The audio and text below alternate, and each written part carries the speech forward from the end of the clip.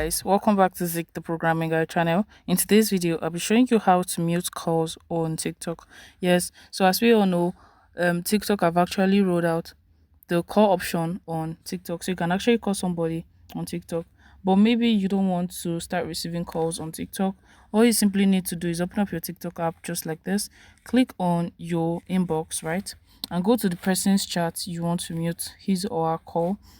Click on the three dots right above the person's call chat, and you're going to click on mute calls. It's written right there, you can see it right here, so you can just easily mute the person's call, and once the person is calling you won't actually see it.